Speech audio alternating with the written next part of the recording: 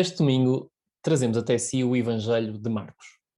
Teremos a oportunidade de refletir sobre mais um episódio importante da vida de Jesus, que acontece na Galileia, onde, como sabemos, Jesus realizou a maior parte do seu trabalho.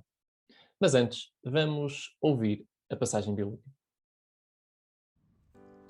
E saiu Jesus e os seus discípulos para as aldeias da Cesareia de Filipe, e no caminho perguntou aos seus discípulos, dizendo: Quem dizem os homens que eu sou?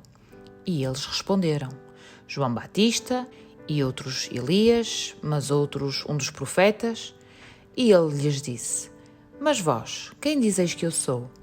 E respondendo Pedro lhe disse: Tu és o Cristo. E admoestou-os para que a ninguém dissessem aquilo dele. E começou a ensinar-lhes que importava que o Filho do Homem padecesse muito e fosse rejeitado pelos anciãos e pelos príncipes e sacerdotes e pelos escribas e que fosse morto, mas que depois de 3 dias ressuscitaria. E dizia abertamente estas palavras. E Pedro o tomou à parte e começou a repreendê-lo. Mas ele, virando-se e olhando para os seus discípulos, repreendeu a Pedro, dizendo: Retira-te diante de mim, Satanás, porque não compreendes as coisas que são de Deus, mas as que são dos homens. E chamando a si a multidão com os seus discípulos, disse-lhes: Se alguém quiser vir após mim, negue-se a si mesmo e tome a sua cruz e siga-me. Porque qualquer que quiser salvar a sua vida, perdê-la-á, mas qualquer que perder a sua vida, por amor de mim e do Evangelho, esse a salvará. Pois que aproveitaria ao homem ganhar todo o mundo e perder a sua alma?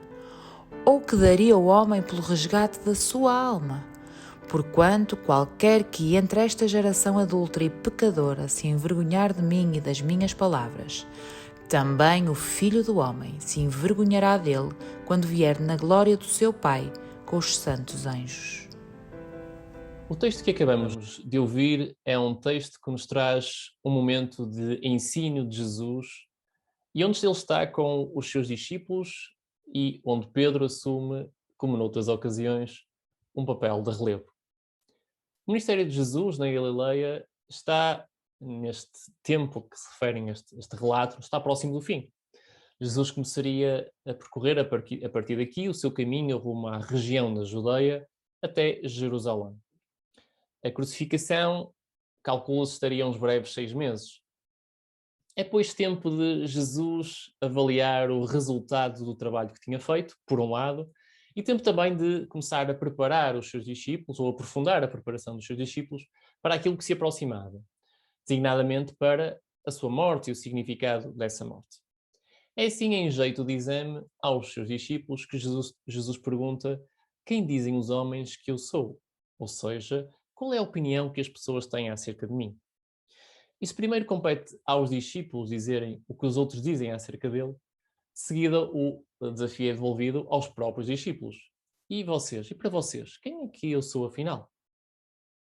As respostas dadas permitiriam perceber até que ponto o contexto em que os discípulos viviam e o contexto no qual eles se moviam poderiam, de alguma forma, influenciar a sua opinião acerca de Jesus e até que ponto o tempo de ensino que Jesus tinha passado com eles teria refletido os propósitos e os efeitos que efetivamente Jesus pretendia alcançar. Também para nós, muitas vezes, é mais fácil falar dos outros do que refletirmos acerca daquilo que nós somos e daquilo que nós pensamos. E, portanto, este desafio que Jesus lançou aos seus discípulos naquele tempo, também lança a cada um de nós hoje, neste domingo. Quem é Jesus, afinal, para ti? O discípulo Pedro toma então a dianteira, como era seu timbre, não é? E responde: Tu és o Cristo. Cristo é Christos, a palavra grega para o ungido, aquele que Deus escolhe, à qual corresponde a tradução do hebraico para Messias, aquele por quem os judeus esperavam como consumação da promessa feita por Deus a Abraão. Marcos não conta como conta Mateus, no Evangelho de Mateus, a propósito deste mesmo episódio, não é? Em que de facto há um elogio na sequência da resposta de Pedro, um elogio que é feito por Jesus a esta resposta tão acertada por parte de Pedro. De facto, Pedro acerta na mousse, acerta em cheio. Jesus é o Cristo, é o Messias. Mas a conversa não termina aqui. Na verdade, esta é uma das conversas mais importantes e também, direi eu, das conversas mais vertiginosas da Bíblia. E este diálogo reflete até como rapidamente podemos passar do céu ao inferno. Porque depois da resposta acertada de Pedro, a forma convincente como Pedro afirmou o seu conhecimento acerca de Jesus, e depois do elogio do próprio Jesus, Pedro provavelmente pensou que nada mais o pararia, que ele estaria, por assim dizer, naquilo que era o topo daquilo que era a sua relação com Jesus. Não é? Acontece que quando Jesus começa a falar do seu sofrimento e da sua morte, não como uma fatalidade, mas como uma necessidade, Pedro começa a não conseguir gerir a informação que estava a receber e não consegue, sobretudo, conciliar essa informação, desse discurso de Jesus, com aquilo que ele próprio tinha acabado de afirmar. Como é que é possível, pensou Pedro, depois de saber que Jesus era o Messias, aceitar uma conversa daquelas, uma conversa que falava da morte de Jesus? Porque se Jesus era quem eles tinham esperado, se era o Messias, se era o libertador, então ninguém mais poderia deter Jesus e os seus discípulos. Não poderia haver nenhum inimigo que os parasse. Então, neste contexto que Pedro, com o seu voluntarismo típico, não é? De quem não quer lidar com os problemas mais sérios, Pedro acaba por chamar Jesus à parte, pasme-se, e a repreender o próprio Jesus. É de facto surpreendente porque temos um discípulo a repreender o mestre. Dá-se então uma reviravolta radical. Depois de Pedro ter sido elogiado por Jesus, é agora repreendido com a mesma violência com que Jesus repreendeu Satanás na tentação do deserto. E esta história ajuda-nos a perceber que muitas vezes ver a parte não é necessariamente ver o todo. As palavras de Pedro começaram por ser as mais acertadas no que diz respeito à compreensão de quem é Jesus. Jesus é de facto o Messias.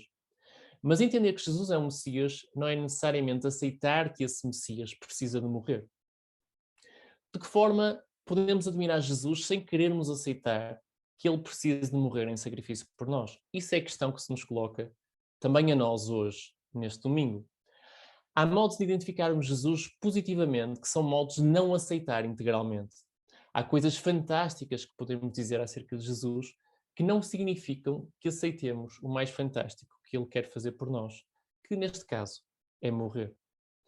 Neste domingo, para não passarmos do céu ao inferno, somos desafiados a ver e a viver não apenas uma parte daquilo que Jesus é, mas sim vermos e aceitarmos tudo aquilo que ele fez e aquilo que ele é para nós. Ele é o Messias, o Cristo, aquele que viveu, morreu e ressuscitou por cada um de nós.